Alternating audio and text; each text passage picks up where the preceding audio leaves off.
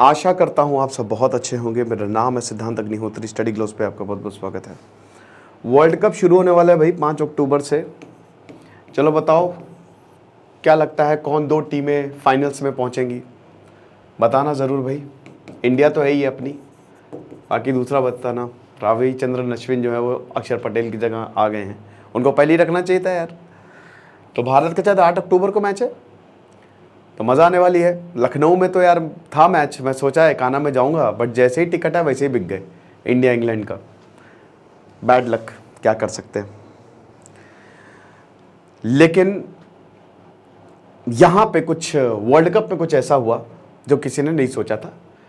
Gurpatwant Singh Pannu, FIR दर्ज हो गई है इसके ऊपर। ऑलरेडी 22 क्रिमिनल केसेस हैं। भारतीय सरकार ने ऑलरेडी आतंकी घोषित करके रखा हुआ है, और अभी कुछ हुआ है, क्या हुआ है बात करेंगे। लेकिन उससे पहले दोस्तों, आज रात 12 बजे हमारी सेल खत्म हो जाएगी। परसों से क्लास शुरू होगी हमारा जो डार्क साइकोलॉजी सेकंड, यानी कि science of dealing with toxic people, जिसमें हम बिहेवियरल साइकोलॉजी, क्लिनिकल साइकोलॉजी, इन सब की बात करेंगे। तो 4 लेक्चर्स हैं, फटाक से कोर्स को अवेल करो। शुरू करते हैं। देखो, एक रिकॉर्डिंग जो है वो वायरल हो रही है ना। उस बेसिस पे पुलिस ने गुरपतवंत सिंह पन्नू के ऊपर एफआईआर दर्ज की है। +44 यूनाइटेड किंगडम का नंबर है। मैं आपको एक एक चीज सिलसिलेवार से बता दूंगा, और मतलब पन्नू के बारे में भी आपको एक एक चीज बता दूंगा। खानकोट विलेज अमृतसर का रहने वाला है ये। इसके ऐसा बोला जाता है कि इसके जो पिताजी थे वो एग्रीकल्चर डिपार्टमेंट में काम करते थे। एक भाई भी है इसका, लेकिन बहुत समय से ये बाहर ही रह रहा है। अभी कनाडा में है, वहीं से ही ऑपरेट करता है। हालांकि 2009 में सिख फॉर जस्टिस ऑर्गेनाइजेशन इसने बनाई, जो कि खालिस्तान की मांग करती है। वैसे तो ये बोलता है कि मैं लीगल एडवाइजर हूं, spokes person Sikh for justice का, बट सबको पता है कि यही मेन है। और सबसे जो, अगर खालिस्तान मूवमेंट की बात करें अभी जो चल रहा है मॉडर्न, उसका सबसे इंपॉर्टेंट लीडर्स में से एक है गुरपतवंत सिंह पन्नू। तो 29 सितंबर को एफआईआर लॉन्च की गई। अब एफआईआर जो लॉन्च की गई है, section 121 war against government of India, section 153A 153B national integration को हानि पहुंचाना, 501 डिफेमेटरी वर्ड्स या प्रिंटिंग से या बोलने से कुछ, 120B क्रिमिनल कॉन्स्पिरेसी। ये आर्टिकल, ये सेक्शन रट के जाइए क्योंकि इस पे इस बार सवाल आना है। 66F cyber terrorism, 66F IT act के अंदर आता है। तो डिफरेंट एक्ट्स, एक तो ये आपके UAPA के लगाए गए हैं, और जो IPC प्लस आपका IT act. Section 161B terrorist act of the unlawful activities prevention act, +44741834 648 से कॉल आ रहा है। ये एक प्री रिकॉर्डेड मैसेज है। अब इस प्री रिकॉर्डेड मैसेज में, जैसे मान लीजिए आपको +44 से कॉल है, आपने कॉल पिक किया, हेलो कौन बोल रहा है, उधर से एक आवाज आएगी, प्री रिकॉर्डेड है। अब जैसे ही आप पिक करेंगे तो उसमें बोलेगा कि ये वर्ल्ड कप नहीं, ये वर्ल्ड टेरर कप है, और हम अहमदाबाद में खालिस्तानी झंडा लेके घुसेंगे और स्टेडियम में हम खालिस्तानी झंडा जो है वो फहरा देंगे। ये बात, इसी के बिहाफ पे पुलिस ने एफआईआर जो है वो दर्ज कर ली। ये तो खबर हुई। अब जो मेन प्रॉब्लम क्या है, मेन प्रॉब्लम है कि ये मूवमेंट तेजी पकड़ रहा है, और हमारे लिए एक दिक्कत यह है कि हमारी मदद कोई नहीं कर रहा है।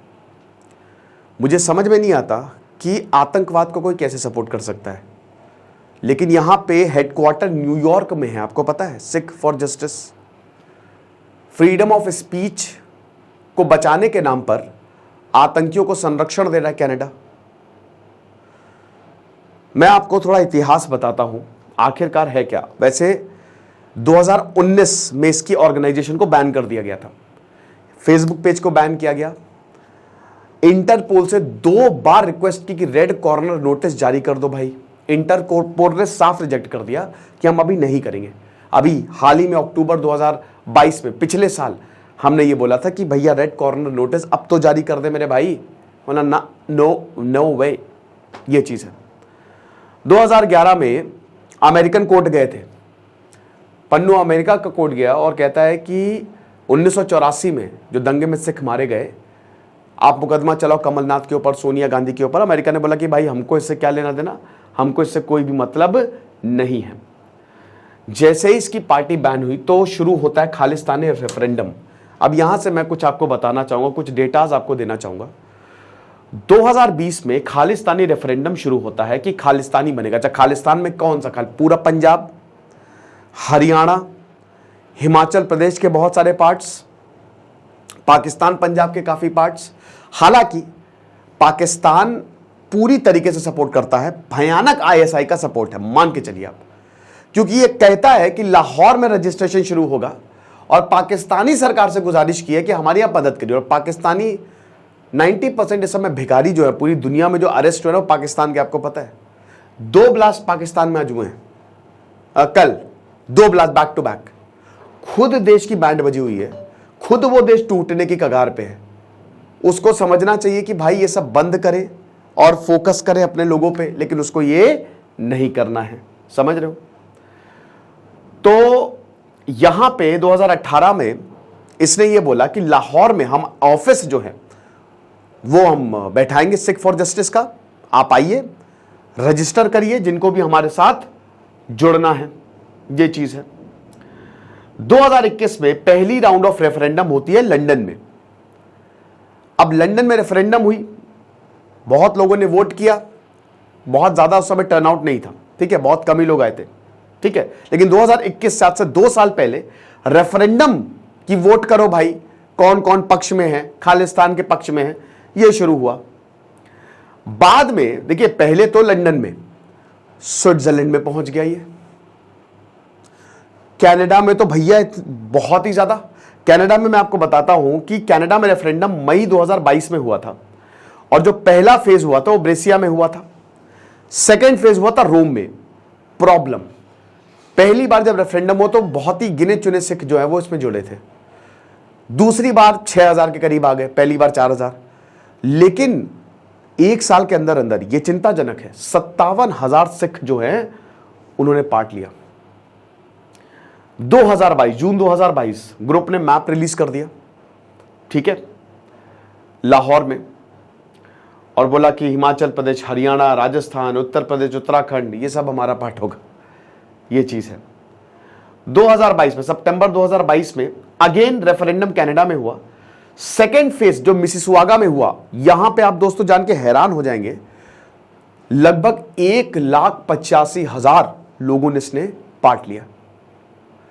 करतार से, जो करतारपुर कॉरिडोर है, ठीक है, उसको लेके काफी कंट्रोवर्सी कि पाकिस्तान करतारपुर कॉरिडोर के जरिए जो है वो खालिस्तानियों को सपोर्ट कर रहा है, क्योंकि खालिस्तानी वहां पे जा रहे हैं, लोगों को बरगला रहे हैं, लोगों को जोड़ रहे हैं, ये चीज है।